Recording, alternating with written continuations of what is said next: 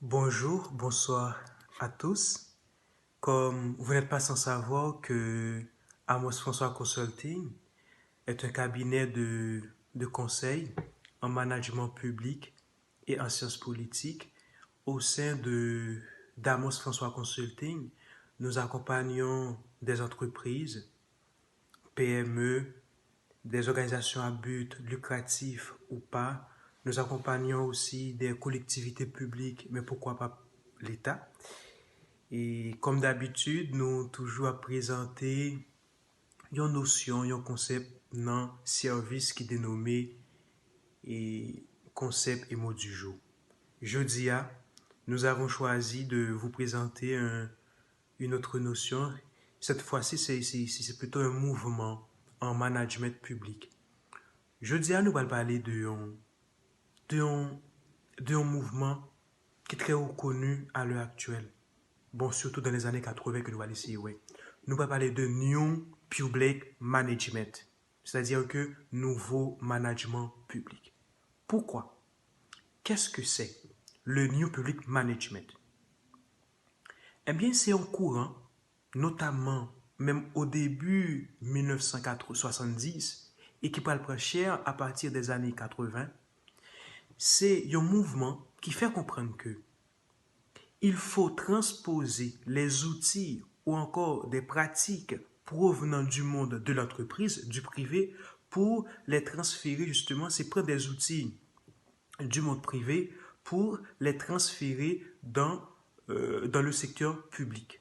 C'est-à-dire quoi? Donc, le New Public Management, l'objectif, c'était réduire la taille de l'État, c'est réduire le périmètre justement d'intervention de l'État. C'est-à-dire que nous avons réduit l'intervention de l'État. Donc, ça veut dire que nous avons essayé de prendre un ensemble de pratiques, un ensemble d'outils, un ensemble de méthodes, mécanismes qui te qu'on pratiquer dans l'entreprise, dans le monde privé, pour nous inculquer dans le monde public. Ça veut dire pour nous on nous fait l'État fonctionner en tant qu'entreprise. Voilà un mot, le New Public Management.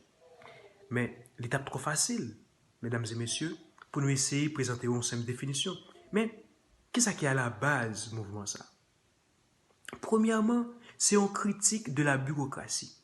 Comme dans la dernière vidéo que je vous ai présentée sur partis politiques et groupes de pression, j'ai évoqué la notion de bureaucratie. Son forme d'organisation sociale, politique, même économique, même qui fait comprendre que, qui croit dans la transparence, mais qui est beaucoup critiqué par des auteurs que nous avons cités. Nous allons essayer de faire, c'est que auteurs ça estime que la bureaucratie fait tort à citoyens parce que ouais, lorsque vous dites un système bureaucratique, son système qui croit dans la procédure, de la transparence, recrutement sur concours. Donc, il a critiqué pour dire que le système bureaucratique là, c'est un système qui est chronophage. Chronophage, apparemment, c'est un gros mot, mais non, c'est chronophage lorsque ce système est trop lent. Ça veut dire que démarche administrative est trop lourde. Donc, ça fait qu'il y a un de chronophage. C'est-à-dire que Michel Crozier, dans un texte, il écrit, il y aurait la société bloquée. Il a essayé pour dire, bon, système bureaucratique là, les trop rigide, on nous fait le plus souple.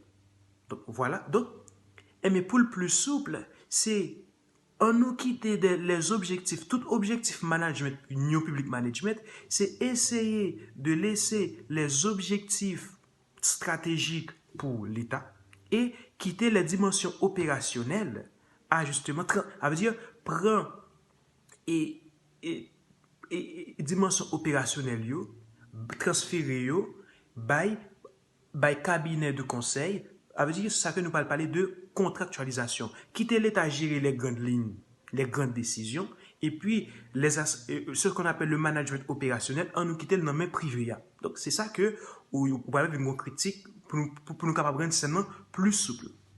Deuxième élément qui fait que yo vient avec un mouvement selon les partisans même du New Public Management, n'a essayé de reprendre c'est les limites, par exemple, surtout en France, les limites de l'État-providence. Ils ont dit que avant, il y a l'État-providence, son État bienfaiteur, son État qui ouais le bien-être commun de tous les citoyens, son État qui a bon cœur, par exemple, ou l'État providence. Mais, il finit ouais que l'État est présent partout, il finit que Rosan Vallon, comme sociologue, pour essayer ouais, avec l'État-providence, pour gagner une crise de légitimité.